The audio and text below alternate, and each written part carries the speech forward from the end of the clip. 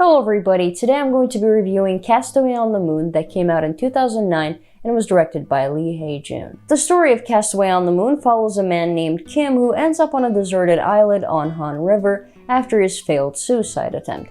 And while he slowly adapts to the life in the wilderness, a strange woman starts observing him through her camera lens from her window. As the title suggests, Castaway on the Moon was inspired by Castaway with Tom Hanks. They're both movies about castaways, and that's where similarities between these movies end. From here on out, Castaway on the Moon is a totally different story. This movie is unlike any other movie of this sort about castaways. First of all, this is a comedy movie, and the situation our character is in is more absurd than tragic. I mean, our main character is literally on a very small island on Han River. He's not on an uninhabited island surrounded only by the ocean. He can literally see the city right in front of him. It's not that far away. But the only reason why he can't go back to the city is because he can't swim. This whole scenario is so absurd that it is hilarious. And so, as you can see, this is not a tragic story of a man desperately trying to survive on a deserted island and hoping to get saved. I mean, our main character is so close to the city, and although he can't swim, there are plenty of other ways to get saved. He just doesn't want to. At first, when he ends up on the island, he does try a few things to get help, but after a few failed attempts, he's like, you know what? This life is actually not that bad. After all, he doesn't really have anything to go back to. Without getting into too much detail, our main character in the beginning of the story tries to commit suicide, so this act speaks for itself. It's a man who has lost all of his hope, so why would he go back to the life he left behind? Let's take a look at our second main character. Her name is also Kim, so for the rest of the review, I'm going to be calling her Miss Kim, and the male Kim I'm going to call Mr. Kim, so keep that in mind. Miss Kim is a hikikomori, a shut-in who lives her entire life in her room while pretending to be someone else online. She has several different fake social media profiles, she posts fake life updates and other posts. Basically, she lives a fake life through made-up personas. One of her favorite hobbies is taking photos of the moon, but one day she spots Mr. Kim through her camera lens, and basically he becomes her new obsession, replacing the moon. There's actually an alternative title for this movie, and it's called Kim's Island, and although it is a simpler title, it actually fits the plot of this movie perfectly. As I already established, both of our main characters are named Kim, and both of them are on an island of their own. Mr. Kim is on an actual, literal island, and Miss Kim, she lives her life in her room, choosing to never leave the four walls surrounding her. So, in a way, she is also on an island of her own. This is probably a perfect time to mention that Castaway on the Moon is actually a romantic comedy, and at a first glance you might think, how can a man stuck on a deserted island and a hikikomori woman who never leaves her house fall for each other? How can you make a romance between two such odd characters stuck in such bizarre circumstances work?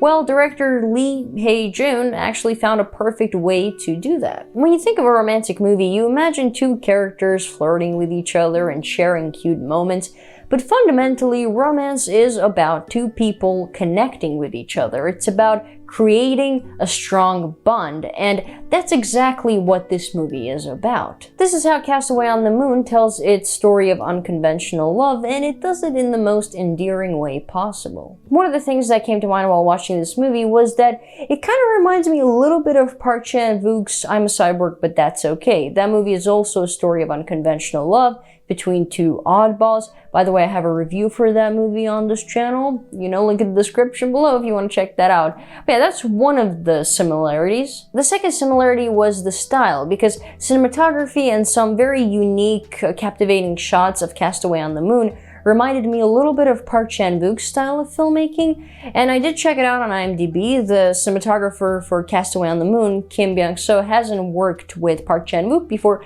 but he has worked on such great movies as The Host and I Saw the Devil, so it makes sense that his work on this movie as well is brilliant. Comedy-wise, this movie got a few chuckles out of me, but humor isn't really what made me love this movie. This movie's messages are far more captivating to me than the comedy that it is coated with. Castaway on the Moon is about human connections, but it is also about finding hope and continuing on with your life. For Mr. Kim, he lost all hope before he came into this island, but he manages to find a peace of mind here and also build a new life for himself, a one that might seem ludicrous to the audience, but for Miss Kim, it has a deeper meaning. She finds hope while watching that man on that island. Through watching him and through exchanging messages with him, she puts messages into a bottle and throws them into the island and waits for replies. And although it seems so hilariously foolish, this is how these two characters connect with each other. For Miss Kim, that connection is life-changing. In the beginning of the movie, she lives a completely made-up life through her online personas, but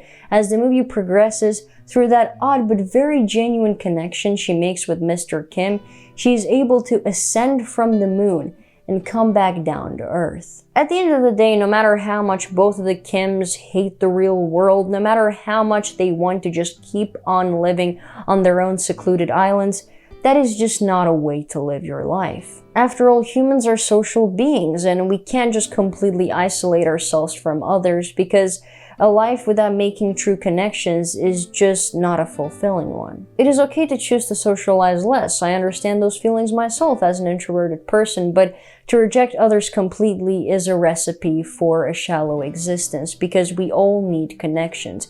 Even if you prefer being a loner, we all need others to keep on living. So keep on living your lives, be your genuine selves, and eventually you might find that one person you will connect with, and who knows, that one person might just change your life.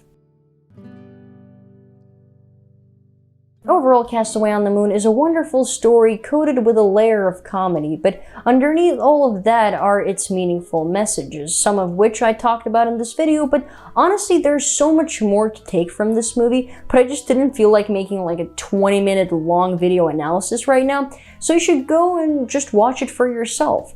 And also, by the way, one more thing, before you watch the movie, make sure to find, I don't know where you find it, just find a bowl of black bean noodles. Whether it's from your local grocery store or it's from a restaurant, just find one, because you're going to crave it after this movie.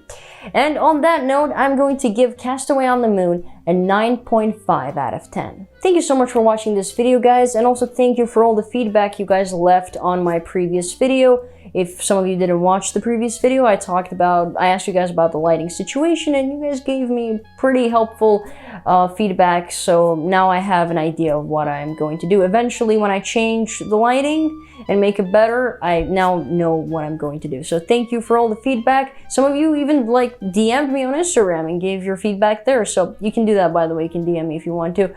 Follow me on social medias, by the way, if you don't already. All the links in the description below, or if you don't look at the descriptions of my videos, they're also in the bio of the channel in general. That's where you can find me. Also, by the way, another thank you is for 1,000 subscribers. We finally reached that number. We reached it recently. I thank you guys on the social media accounts, but not all of you follow me there. Do it. But yeah, I thought that it's important to also thank you guys in the video as well. It doesn't seem like a huge number, especially to you guys viewers probably, because you probably follow a bunch of other channels with millions of subscribers, and the 1,000 subscribers seem like nothing. But to me, it's insane that there are even this many people that think that my videos are interesting enough to subscribe to this channel and keep supporting me. It's insane. But honestly, it makes me so happy, and you guys are awesome. I mean, all the amazing feedback I get on my videos, it puts like the brightest smile on my face. And I don't smile that often, to be honest, so it's the best thing ever. So thank you guys from the bottom of my heart. That being said, also leave your thoughts on Castaway on the Moon in the comments below. Have you seen the movie? If you have, what do you think about it? If you haven't watched the movie, it's great. If you couldn't tell from all the praise I gave it in this video. And also links for everything in the description below, so check them out as well. And if you don't want to miss my other movie and TV show related content, subscribe to this channel and like the video as well. Do all of that kind of stuff. See you in the next video next week. Bye.